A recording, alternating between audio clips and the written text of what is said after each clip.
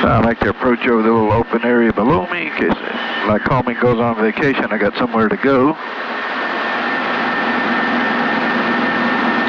Yeah, pretty much right into the wind. Got a set of wires I got to cross, so that's not a challenge. The field behind my house is pretty sizable. That makes it pretty easy to get into. So we're coming on down.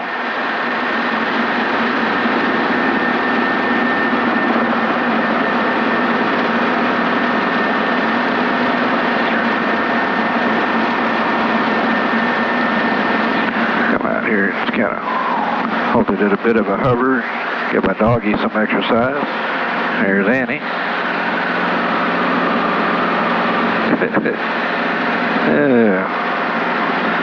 Let's see here. I'll get a little closer, let you guys get a good view of.